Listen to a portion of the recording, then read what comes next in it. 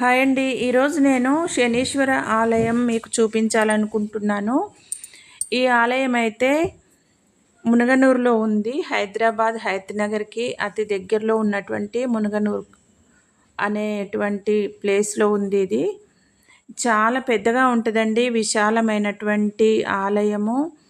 ముందుగా అయితే ఒక శనీశ్వరుడే ఉండేవాడు ఈ ఆలయంలో. తర్వాత శివుణ్ణి, పార్వతీ మాతని, ఆంజనేయ స్వామిని, ఇంకా దత్తాత్రేయ స్వామిని ఇట్లా ప్రతిష్ఠించారు.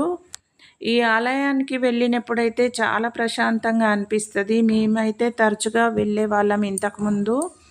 ఈ మధ్య కాలంలో కొంచెం తక్కువగా వెళ్తున్నాం, కానీ ఇంతకుముందయితే బాగా వెళ్ళేవాళ్ళం వారం వారము. ఈ ఆలయం అయితే చాలా విశాలంగా చాలా బాగుంటుంది. ముందుగా అయితే నవగ్రహాలకి ప్రదక్షిణ చేసుకుని వెళ్ళమని చెప్తారు ఇక్కడ ఉన్నటువంటి అయ్యవార్లు. చూడండి, నవగ్రహాలు ఇక్కడ ప్రతిష్ఠించారు. ఇది చాలా మహిమాన్వితమైనటువంటి ఆలయం అండి. ఈ ఆలయంలో శనిదేవుడికి సంబంధించిన సినిమా షూటింగ్ కూడా చేశారు ఇంతకుముందు. ఈ విధంగా నవగ్రహాలకు 9 సార్లు ప్రదక్షిణ చేయాలి. ఈ నవగ్రహాలకు ప్రదక్షిణ చేసిన తర్వాత శనిదేవుడికి కావలసినటువంటి అభిషేకం వస్తువులు కూడా ఇక్కడే లభిస్తాయి. ఇక్కడ కొనుక్కోవచ్చు. మనము ఇంటి నుంచి తీసుకెళ్లాల్సిన అవసరం కూడా లేదు. ఇదిగో ఇక్కడుంది చూడండి, చూశారు కదా షాపు. ఇంకిక్కడైతే రావి చెట్టు ఉండేది ఇంతకుముందు. ఆ రావి చెట్టును అలాగే ఉంచి ఈ ఆలయాన్ని వెడల్పుగా చేశారు. చూడండి, ఆలయం యొక్క కొమ్మలైతే పైన ఉన్నాయి, మొదలు మాత్రం కిందనే ఉంది. చూడండి, ఇక్కడ అన్ని రకాల పూజలు చేస్తారు. గ్రహ దోషాలకు సంబంధించినవి అవన్నీ చేస్తారండి. శనిదేవుడు అంటే చాలామంది భయపడతారు కదా. శనిదేవుడు చాలా దయామయుడండి. అస్సలు భయపడాల్సిన అవసరం లేదు. తప్పులు చేసినటువంటి వాళ్ళను మాత్రమే శిక్షిస్తాడు. అది కూడా ఆయన త్వరగా శిక్షించడండి. చాలా నెమ్మదిగా వస్తాడు తప్పులు చేసిన వాళ్ళ దగ్గరికి. వాళ్ళ యొక్క పాపాలకి సంబంధించినటువంటి ప్రతి అంశాన్ని ఆయన రాసి పెట్టుకుంటారట. మనకు చాలా నెమ్మదిగా మందగమనుడు అని అంటారు శనిదేవుణ్ణి. ఇదిగో చూడండి, ఇదే శనీశ్వరుడి యొక్క ప్రధాన ఆలయం అండి. ఇక్కడ శనిదేవుడే ప్రధానమైనటువంటి దేవుడు. ఇదే శనీశ్వర ఆలయం అన్నట్టు చెప్పాను కదా. శనిదేవుణ్ణి మందగమనుడు అంటారు. మనం ఎన్ని పాపాలు చేసినా వెంటనే శిక్ష పడదు. మనం ఏం చేసినా, ఎన్ని తప్పులు చేసినా ఏం కావట్లే అని చాలామంది ఎక్కువగా చేస్తారు కదా. మన తప్పుల్ని వాళ్ళు సరిదిద్దుకుంటారేమో అనేసి ఆయన చాలా గమనిస్తాడట, అవకాశాలు ఇస్తాడట. అవకాశాలు ఇంకా ఎన్ని ఇచ్చినా మనం వాటిని పాటించకుండా పాపాలు చేస్తూ పోతూ ఉన్నామనుకోండి, ఇక శిక్ష తప్పదన్నమాట. అలాంటి వాళ్ళనే శిక్షిస్తాడట ఈ శనిదేవుడు. ఆలయం దగ్గరికి అయితే వచ్చామండి. ఇక్కడ 8 ప్రదక్షిణలు చేసుకోవాలి. అక్కడ తీసుకున్నటువంటి తైలము, ఇంకా నువ్వులు, బెల్లము, పువ్వులు, కొబ్బరికాయ అవన్నీ ఇస్తారు. కొబ్బరికాయ మాత్రం శివాలయంలో ఇవ్వాలి, మిగతావన్నీ ఇక్కడ ఇవ్వాలి. ఇక్కడైతే భక్తులు చాలామంది ఉన్నారు. దేవుడు కనిపించే పరిస్థితి లేదు.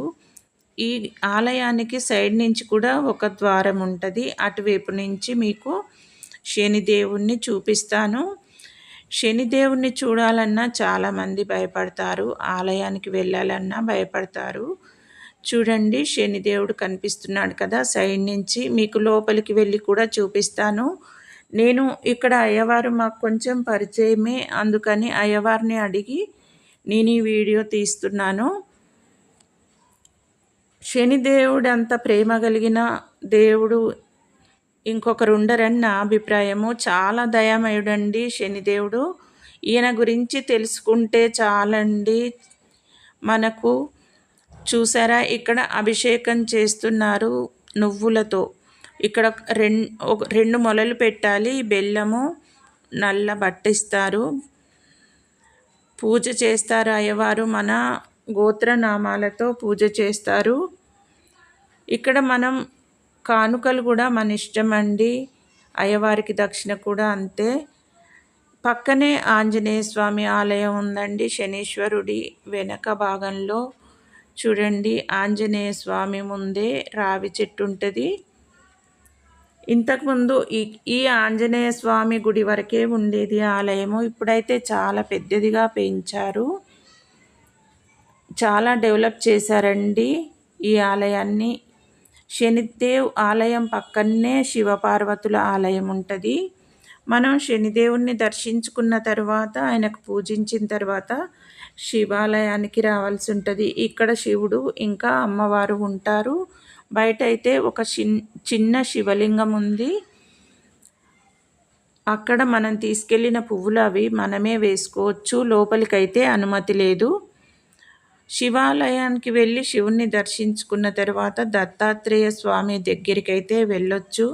ఇక్కడ సాయిబాబా ఇంకా దత్తాత్రేయ స్వామి ఇద్దరు ఉంటారు. చూశారు కదా. ఇక్కడ ఉన్నటువంటి అందరూ దేవుళ్ళు కూడా చాలా దయామయులండి.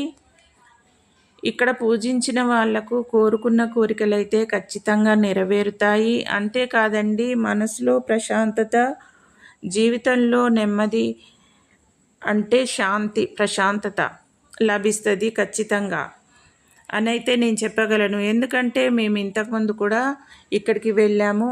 ఈ దత్తాత్రేయ స్వామితో పాటుగా ఇక్కడ నాగదేవతలు, జంట నాగులు కూడా ఉంటారు. నాగదోషాలు ఉన్న వాళ్ళకి సుబ్రహ్మణ్య స్వామి కూడా ఉంటారు. నాగదోషాలు ఉన్నవాళ్ళు నాగపూజలు, శని దోషాలు ఉన్నవాళ్ళు శనీశ్వరుడికి, శివుణ్ణి, ఇంకా గురుదేవ్ కృప కోసము దత్తాత్రేయ స్వామిని, అందరినీ మనం ఒకే చోట దర్శించుకోవచ్చు. ఒకసారి గుడికి వెళ్తే అందరి దేవుళ్ళ దయని మనం పొందొచ్చండి. చాలా మహిమాన్వితమైనటువంటి ఆలయము. ఇక్కడికి మనం వారం వారం వీలైతే వెళ్ళామనుకోండి, మనకైతే చాలా మంచి జరుగుతుంది. వారం వారం వెళ్ళలేని వాళ్ళు శని త్రయోదశి కానీ అమావాస్యకు కానీ ఇక్కడ చూశారు కదా రామసేతురాయి, అది నీళ్ళల్లో తేలుతుంది అని మనం రామాయణంలో చదువుకున్నాం కదా, అందుకని నేను ఒత్తి చూస్తున్నాను. వీడియో నచ్చితే లైక్ చేయండి, షేర్ చేయండి,